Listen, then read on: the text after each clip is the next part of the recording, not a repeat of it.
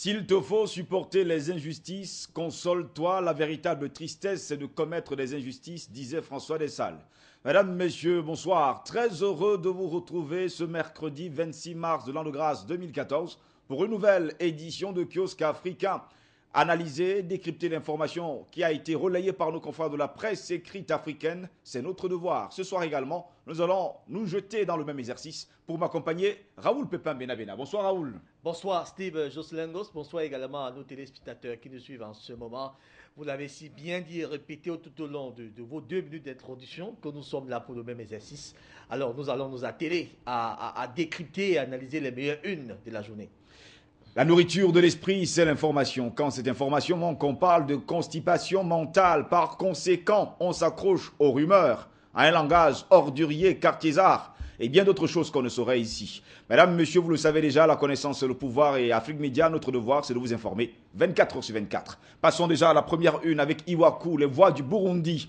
Les produits Braroudi de moins en moins consommés, nous apprend Iwaku, les voix du Burundi. Le journal évoquait ce mercredi un faible pouvoir d'achat des clients et des prix élevés. La chute des consommations est au moins 30%. Malheureusement, ce sont les produits Braroudi qui subissent un peu trop au Burundi parce que, voyez-vous, les prix de consommation directe tels que le macabo, manioc et bien d'autres choses ont déjà pratiquement des prix. Et l'État qui veut absolument revoir sa fiscalité ne cesse d'augmenter les prix au Burundi, ce qui crée donc un véritable éjalonnement du côté des buveurs. Alors, on estime donc que ce soit des bars, les gargotes et des cabarets et boîtes de nuit qui en prennent le coup, le véritable coup, parce qu'il y a désormais un choix entre à s'acheter un sac de riz pour nourrir les enfants ou aller boire 3 ou 4 bières dont on en avait l'habitude de boire.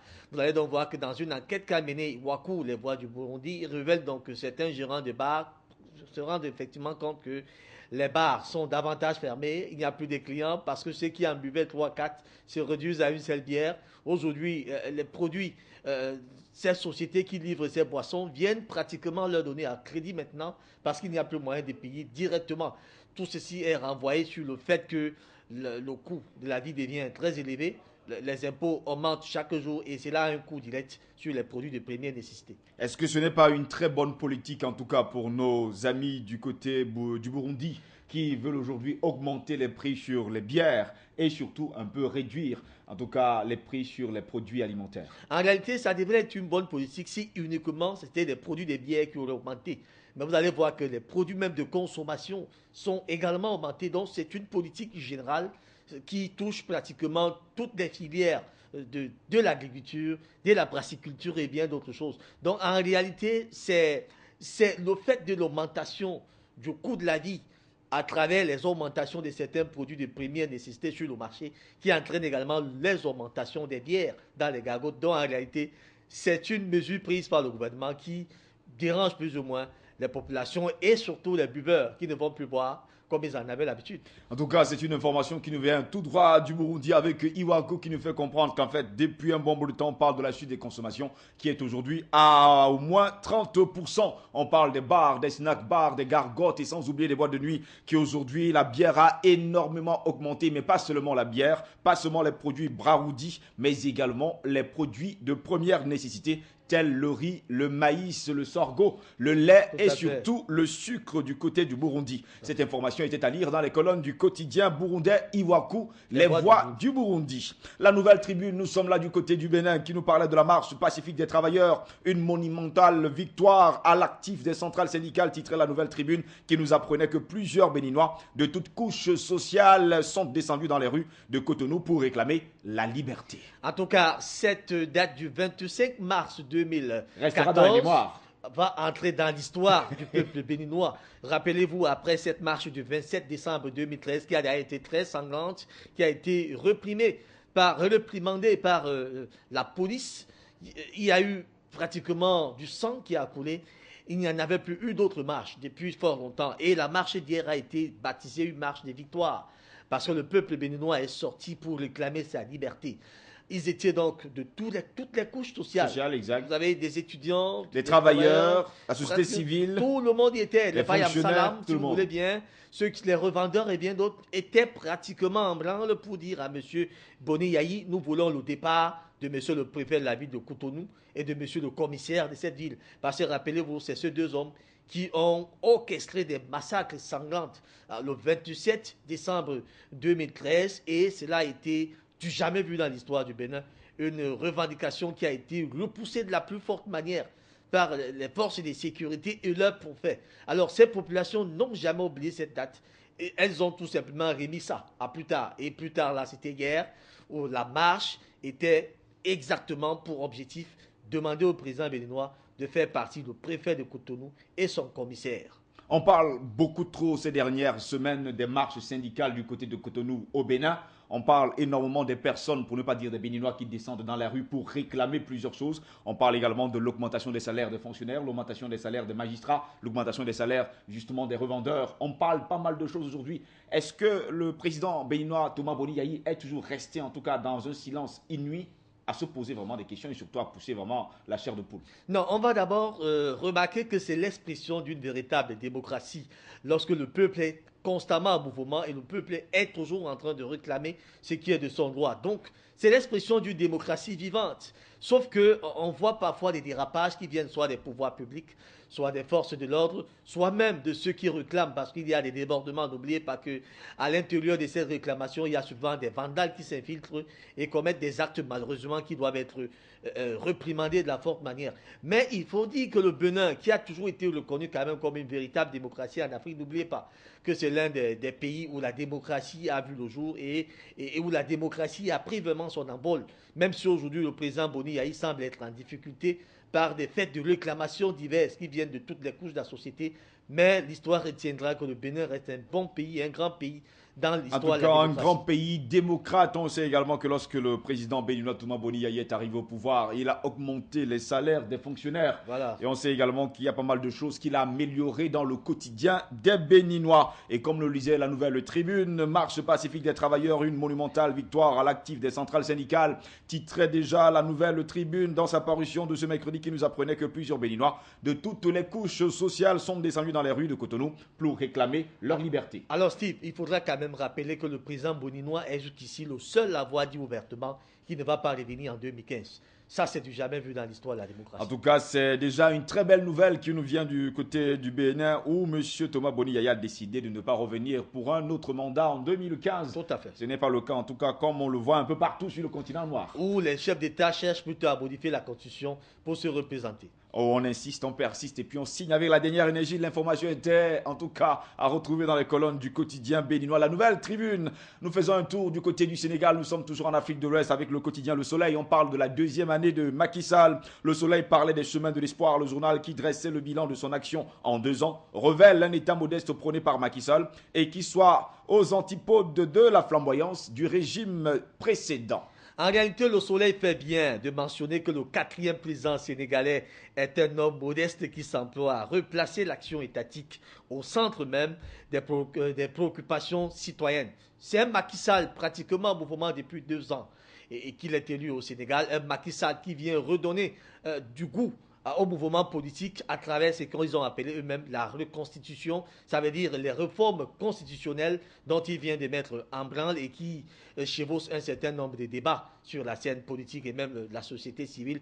Président Macky Sall est celui qui vient encore avec ce qu'il a appelé lui-même son plan Sénégal émergent, avec ses 10 000 milliards de francs CFA qu'il a réussi quand même à engranger.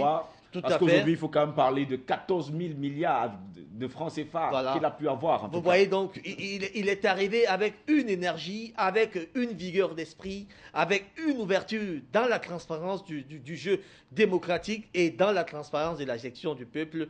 Le président Macky Sall n'avait pas mieux que en 2 ans, en 2 années seulement, on a vu un homme pratiquement en action. Regardez, quand vous voyez cette photo que nous affiche les chemins de l'espoir, le quotidien Le Soleil. Il est avec des enfants qui sont les porteurs d'espoir d'une nation. Vous voyez qu'il y a quand même une lumière qui sombre, une lumière qui vient illuminer quand même un peuple qui était longtemps dans le noir pendant le régime de M. Abdoulaye Wade. On va regretter cela. Il faut remarquer également avec nos amis du quotidien Le Soleil que Macky Sall est également dans ce qu'ils ont appelé la dynamique des forces pourvoyeurs et générateurs d'énergie pour un futur Sénégal tout à fait émergent en 2035. On connaît également que M. Macky Sall, président du Sénégal, est quand même un économiste dans la nature. Ça, il faut bien le préciser. Et c'est justement pourquoi on aime bien ce genre de gouvernement, pour ne pas dire ce genre de président technocrate. Cela veut dire des hommes qu'il faut à la place qu'il faut. Il est à la place qu'il faut, justement parce que c'est un économiste. Il sait ce qu'il faut au Sénégal. C'est justement pourquoi il est venu avec son plan Sénégal émergent pour 2035. Et déjà, il faut le dire, cette grande messe est déjà en branle depuis un certain temps du côté du Sénégal. Le quotidien a bel et bien prononcé une phrase que je tiens à redire.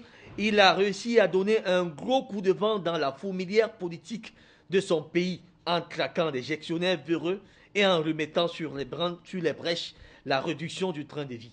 En tout cas, on a encore vu également une phrase pareille du côté, la semaine dernière déjà, avec l'autre quotidien sénégalais, Sud Quotidien, qui nous disait tout simplement que Macky Sall a réussi du côté du Sénégal, là où beaucoup de personnes ont beaucoup échoué. Et c'est le quatrième président, il faut le rappeler, c'est-à-dire Léopold Sédar Senghor, Abdou Diouf, Maître Abdoulaye Wade et aujourd'hui Macky Sall. Voilà. Et Kill Africa, nous passons avec, qui nous parlait du Nigeria, 8 morts dans un double attentat islamiste à Maïdougouri. Et Kill Africa qui nous disait que parmi les victimes, 5 policiers ont trouvé la mort. Ces attentats ont été attribués au groupe islamiste nigérian Boko Haram. On va tout simplement remarquer que c'était nord-est du Nigeria où on pleure encore jusqu'aujourd'hui. C'est 8 morts et certaines informations en parlent même un peu plus. Les 8 morts, c'était pendant le moment précis. Il y a eu des cas qui ont été transportés à l'hôpital qui sont allés rendre également l'âme. Mais depuis 2014, les attaques ont fait 700 morts. Depuis l'année 2014 qui a débuté au mois de janvier jusqu'à maintenant, les attaques du Boko Haram au Nigeria ont déjà fait 700 morts et plusieurs milliers de centaines de déplacés. Vous voyez, donc c'est une situation extrêmement dangereuse qui met en mal l'État du Nigeria et ses voisins qui n'ont pas d'autre choix que de chercher des moyens pour enrayer ce phénomène des islamistes Boko Haram, visiblement très en colère.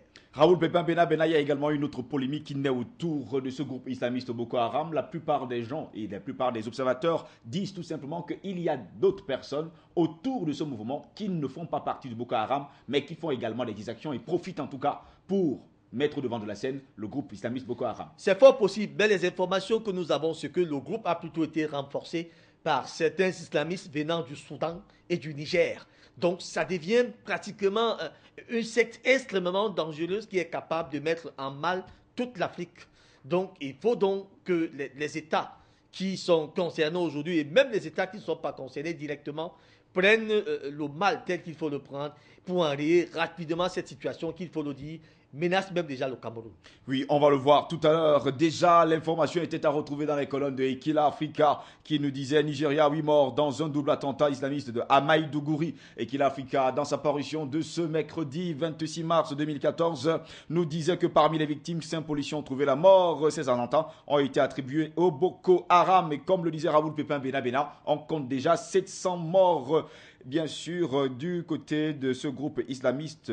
Ça, il faut le dire déjà. Tout à fait. Et la plupart, ce sont des civils, il faut le rappeler ainsi. Les civils chrétiens et surtout les civils musulmans.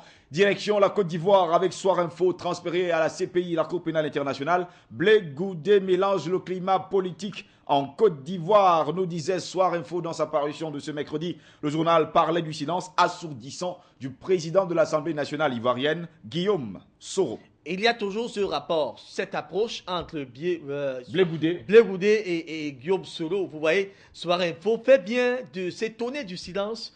Deux amis de longue date d'un côté, mais on a l'impression aujourd'hui qu'ils sont devenus de bons ennemis également. Vous savez, en politique, c'est comme ça. On peut se regarder en chien défaillant, mais à un moment donné, on s'est dit, nous étions sur un terrain de combat. Maintenant, on peut redevenir comme on était avant. Même si cela ne se décide pas en Côte d'Ivoire, parce qu'à y voir maintenant la distance de M. Charles Blé Goudé et celui de Guillaume Soro, c'est deux amis qui sont finalement en train de se séparer définitivement. Parce que Charles Blé Goudé ne sait pas quand il reviendra de la CPI. Et même s'il reviendra, va-t-il trouver M. Guillaume Soro encore vivant? Autant de questions qu'il faut se poser. Mais Soir Info veut bien s'interroger sur le silence assourdissant de M. Guillaume Soro, qui a pourtant rassuré la famille de M. Blé Goudé que rien n'arriverait à leur fils. On comprend donc tout de suite qu'en politique, il n'y a que mensonge et mensonge et mensonge et n'est que mensonge. En tout cas, peut-être que la promesse Raoul Pépin Benabena de Guillaume Soro à la famille de Blé Goudé, c'était tout simplement qu'il ne mourra pas, il sera toujours en vie. Ça aussi,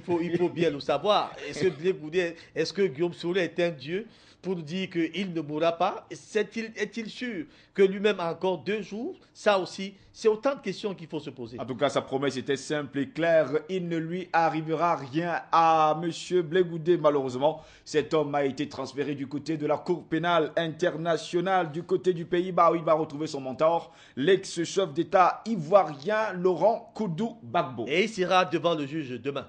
Il sera devant le juge demain. Nous vous apporterons également cette autre information dans les prochaines éditions de Kiosque Africain. L'Observateur Palga, nous sommes là du côté des pays des hommes intègres, non loin de la Côte d'Ivoire, bien sûr. Exercice illégal de la microfinance. L'Observateur Palga dénie le film de l'arrestation de 2 escrocs désormais dans la NAS de la gendarmerie. Et vous savez que ces microfinances, à un moment donné, se sont transformées en véritables sociétés d'arnaque. Rappelez-vous, il y a certains pays où les microfinances ont laissé des traces jusqu'à aujourd'hui, où des gens ont finalement eu à garder leur argent et n'ont plus jamais reçu. Donc, c'est des structures qui sont venues à un moment donné, pendant les périodes de braise, pendant les périodes de crise économique, sont venues jouer des intermédiaires entre les populations et les banques.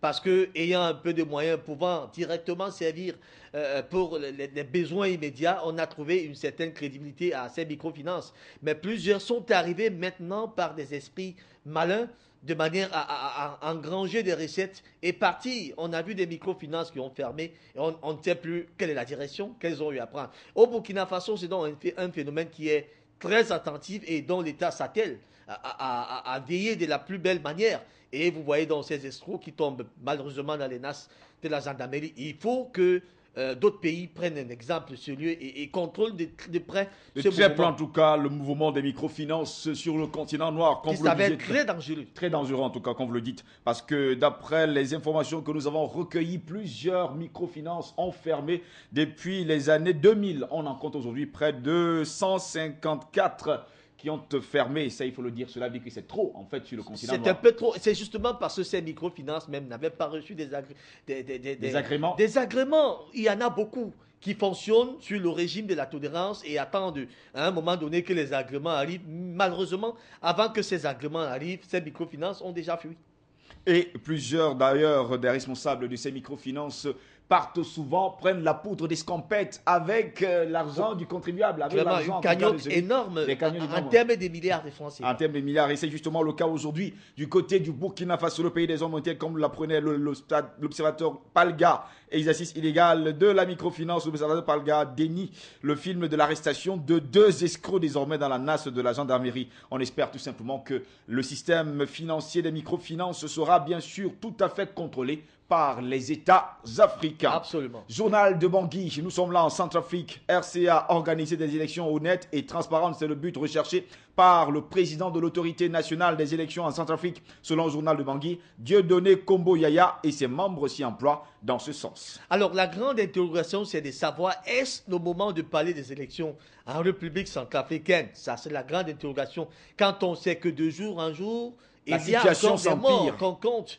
Exact. Et cette manière de la communauté internationale d'imposer toujours les élections pendant qu'il y a encore de la guerre surprend plus d'une personne. Rappelez-vous le cas du Mali. Le Mali est allé aux élections avec son nord pratiquement handicapé. Rappelez-vous la Côte d'Ivoire. La Côte d'Ivoire est allée aux élections avec le nord toujours handicapé et surtout armé également. Voilà, aujourd'hui, on va demander à la République centrafricaine d'aller également aux élections avec alors tout un pays handicapé. Avec un pays handicapé, avec des gens qui ont également des armes encore. Des gens qui ont des armes à main, qui s'attaquent même déjà aux forces internationales. Parce que la MISCA est déjà confrontée à un sérieux problème. Exact. Il y en a 4 qui ont été blessés il y a quelques jours. Les Tchadiens sont continuellement tués là-bas en République centrafricaine. Mais on se pose des questions. Quel est le problème réel même des Nations Unies à venir imposer les élections là où on a besoin du calme et de la sécurité d'abord? Est-ce que les élections constituent une priorité en République centrafricaine où les fonctionnaires n'ont pas de salaire depuis un bon bout de temps, où les populations s'entretuent, on parle d'élections, on va élire qui sera donc maintenant là pour être élu. C'est un peu surprenant, Steve Joselengos, et on a envie de faire une comparaison de cette situation qui se passe en République centrafricaine à ce qu'on a vécu en Côte d'Ivoire. Malheureusement, les Centrafricains, je ne sais pas s'ils sont très bêtes, j'ai peur de le dire sur ces antennes, mais je voudrais que ces gens-là comprennent exactement que, en réalité, ils sont en train d'être manipulés. C'est de la pure manipulation en République centrafricaine. J'aime à poser souvent une question. En ce moment, où se trouve M. Bozizé? Pourquoi les anti-Balaka ont les armes?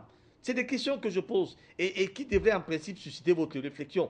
Où se trouve M. Bozizé en ce moment? Pourquoi les anti-Balaka ont les armes? Lui qui connaît très bien le langage des anti-Balaka, pourquoi il est tranquille? On sait également que les Séléka également ont des armes et on nous a parlé durant très longtemps. D'ailleurs, on a sonné tellement nos oreilles avec ce conflit interconfessionnel entre chrétiens et musulmans. Nous l'avons toujours dit sur ces antennes. Il n'y a pas de conflit confessionnel du côté de la Centrafrique entre musulmans et chrétiens. Et jusqu'à preuve du contraire, on ne pense pas que c'est le bon moment d'avoir des élections du côté de la Centrafrique, justement parce qu'il est l'heure de déposer les armes entre les partis qui aujourd'hui ont des armes entre les mains, puisqu'on parlait bien sûr de la RCA, une nouvelle flambée de violence ayant provoqué des ripostes des forces internationales a fait une quinzaine de morts ces derniers jours. On parle bien sûr depuis 72 heures aujourd'hui à Bangui, témoignant de l'instabilité chronique de la Centrafrique après un an de chaos et de tueries intercommunautaires. En fait, c'est le terme qu'on aime utiliser, mais nous ne pensons pas que c'est le cas aujourd'hui.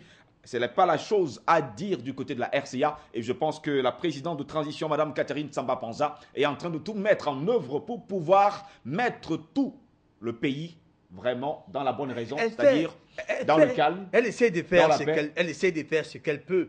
Mais tant que ceux qui ont foutu le bordel en République centrafricaine n'ont pas encore sifflé la fin de la récréation, elle va beau parler, la situation ne va pas changer. Nous savons déjà que M. Michel Djotodia est en train de couler de très beaux jours du côté du Bénin. Il coule les dalles, il monte les murs au Bénin. C'est un très grand entrepreneur, ce monsieur. Très grand entrepreneur. Nous allons continuer à parler de conflit. Cette fois-ci, nous allons du côté du Cameroun avec le quotidien Mutation. Yaoundé, Boko Haram fait paniquer la France. Mutation nous apprenait ce mercredi que depuis 2 jours, la sécurité a été renforcée autour des bâtiments et les intérêts français dans la capitale du Cameroun. Mutation, dans sa parution de ce mercredi, rappelait que par le passé, cette organisation terroriste avait enlevé 7 ressortissants français dans l'extrême nord, précisément dans le parc de Ouaza. Alors, la titraille des mutations de ce matin s'explique tout simplement par le fait que à l'entrée du collège Fustel de Coulanges, il se pourrait que c'est un collège français qui se retrouve à la capitale camerounaise et qui donne aux jeunes Camerounais, aux jeunes Français l'éducation de la France et qui leur permet même d'ailleurs d'avoir des diplômes français. Je crois bien, Mutation essaye de constater que là-bas, il y a une sécurité qui a été redoublée. Et même l'ambiance habituelle n'y est plus. Il n'y a plus des embouteillages à ce coin. Mutation s'interroge bien.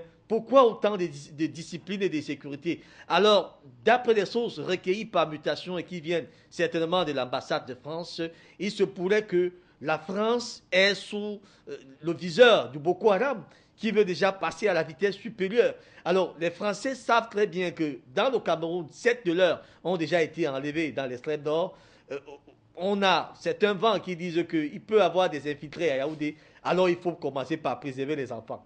On préserve déjà les enfants. On se rappelle déjà de la visite éclair du président français François Hollande du côté du Nigeria, où il a appelé en tout cas le Cameroun et surtout le Nigeria à conjuguer leurs efforts pour pouvoir lutter contre la secte islamiste Boko Haram, surtout pour préserver les intérêts français. Et c'est ce qui semble se faire à Yaoundé. Et semble se faire déjà à Yaoundé. On espère également. Voilà pourquoi le titre nous dit Boko Haram fait paniquer la France. Mais où? Au Cameroun. Autant de questions. Et autant de questions. Mais nous savons également que le Cameroun est un pays plein de sécurité dont on ne peut pas imaginer déjà le Boko Haram entrer carrément dans la capitale du pays. Vous savez que le Boko Haram, c'est des gens, on ne peut pas les dessiner. Vous ne pouvez pas voir quelqu'un en face et prétendre qu'il est Boko Haram. C'est des gens qui ont des techniques et des réactions qui surprennent. C'est des gens qui surprennent par leur mode d'action. Donc, on n'a pas encore pu démanteler qui est Boko Haram et qui ne l'est pas. Qui ne me dit pas que vous et moi, quelqu'un est Boko Haram. Autant de questions qui suscitent parfois beaucoup d'intérêt. Vous me rappelez également une de nos confrères de Mutation du Cameroun qui nous disait déjà la semaine dernière qu'une trentaine d'islamistes sont entrés en tout cas dans le Cameroun. Tout à fait. Avec les cartes nationales. Et sont partis de l'extrême nord pour se retrouver à Koutaba avec des cartes nationales d'identité du Cameroun, bien que cela ait été révélé. Des passeports signés par des policiers. Signés par des policiers, un passeport signé par un agent de la police. Ça, c'est du jamais voir. C'est du jamais vu. Ça, c'est du jamais vu dans ce pays qu'on appelle le Cameroun. Et justement, il faut être prudent avec ce genre d'entrée illégale dans le pays de Paul Biya, dans le pays de Roger Mila et surtout dans le pays des Toufis. On sait une chose simple, c'est qu'il faut faire le maximum d'efforts possibles de sécuriser surtout les entrées et les sorties du pays. Et comme le disait Mutation, Yaoundé, Boko Haram fait paniquer la France. Selon nos confrères de Mutation qui nous apprenaient que depuis 2 jours, la sécurité a été renforcée autour des bâtiments et les intérêts français dans la capitale du Cameroun. On parle bien sûr d'une école française qui Fustel de Coulanges. Ouais. Fustel de Coulanges. Fustel de Coulanges. D'accord. Mutation rappelait que par le passé, cette organisation terroriste avait enlevé 7 ressortissants français dans l'extrême nord. C'était tout simplement une famille. Alors, vous voyez la photo de l'ambassadrice, la nouvelle ambassadrice de France au Cameroun. Elle a l'air d'être un peu triste. On se demande pourquoi ça peut être une photo aussi triste que ça. Non, je ne pense pas qu'elle est triste, mais bon. Mais la photo nous donne l'impression qu'elle a l'air d'être un peu triste. Ça veut dire que le Boko Haram est vraiment une menace pour la France. Déjà, continuons déjà à parler d'informations. Déjà du côté du Caire, près de 683 partisans du président islamiste égyptien qui a été destitué, Mohamed Morsi, depuis juillet 2013, jugés pour des violences en Égypte, connaîtront leur sort le 28 avril prochain, à l'issue d'une journée d'audience mardi, c'est-à-dire hier, comme les 529 autres pro-Morsi condamnés à mort lundi, malgré un tollé international. Là, on a déjà près de 700 personnes qui vont devoir attendre le 28 avril prochain pour avoir... C'est une véritable insurrection que le gouvernement égyptien est en train de mettre aux yeux du monde, du fait d'un acharnement tout à fait azimut contre les frères musulmans et tout ce qui les soutient. Et c'est un peu surprenant, lorsqu'on va vers la paix, il faut trouver des moyens de paix et non des moyens de combat. Oui, et jusque-là, pas mal de personnes sont contre cette audience, et surtout ces audiences de lundi et surtout de mardi. Déjà lundi, on a eu 529 personnes qui ont été condamnées à perpétuité. Hier, on a eu près de 683 personnes qui vont attendre leur verdict le 28 avril prochain. Qui seront certainement condamnées à mort, comme les autres. Restons du côté du nord de l'Afrique avec le Maroc qui avait vivement repliqué diplomatiquement le mois dernier à des dépôts de plainte à Paris pour torture et complicité de torture contre un des responsables a annoncé avoir engagé mardi des poursuites judiciaires en France contre leurs auteurs. On connaît déjà ce problème diplomatique qu'il y a entre la France et le Maroc depuis un certain temps. En réalité, on parle de torture et surtout de complicité de torture. La France avait dit que le Maroc était une maîtresse dont on avait du mal à se séparer malgré ses caprices. Et le Maroc a rétorqué en disant « Nous refusons d'être la maîtresse de la France ». Nous refusons d'être la maîtresse de la France. Ebola, on en parle également après la Guinée-Conakry, des cas suspects au Libéria et en Sierra Leone. Et surtout, en Guinée, la priorité absolue, c'est d'éviter la propagation de ce virus. Absolument, parce qu'on parle déjà de pratiquement une soixantaine de morts et je crois que la Guinée a intérêt à éviter ce virus parce que toute l'Afrique risque d'être contaminée. Déjà, il y a une course contre la montre, déjà avec un Guinéen qui a pris l'avion il y a quelques jours pour se retrouver au Canada. Il y a une course contre la montre avec des personnes avec lesquelles, les passagers en tout cas de son avion, avec qui il était en tout cas dans cet avion. On est en train de les rechercher activement pour pouvoir voir si la maladie ne sera pas... Et c'est ça la magie de l'air, parce que l'air a cette magie d'aller à des centaines de kilomètres à la seconde pour propager une maladie. D'accord, et terminons par cette autre dépêche où on nous parlait de la veuve de Nelson Mandela grâce à Machel qui a formellement renoncé à la moitié du patrimoine de son mari, l'ex-chef d'État sud-africain Nelson Rolihlahla Machop Madikiza Madiba Mandela, estimé à 46 millions de rands, soit 3,1 millions d'euros à laquelle elle aurait pu prétendre. Elle a décidé en tout cas de renoncer à la moitié. C'est des hommes dignes, c'est des gens dignes, c'est des personnes qui sont arrivées en Afrique d'une marque particulière. Raoul Pépin Bena, je vous dis merci. Moi également, je vous dis merci. On se retrouve demain pratiquement à la même heure. À la même heure et surtout sur les mêmes antennes. Afrique Média, la chaîne de télévision panafricaine. L'information, mesdames, messieurs, est en continu sur notre chaîne. Restez sur Afrique Média. Et surtout, n'oubliez pas, la connaissance et le pouvoir. Continuez à vous informer parce que pour Afrique Média, vous informer, c'est un devoir. Bonne soirée à toutes et à tous et à demain, s'il plaît à Dieu.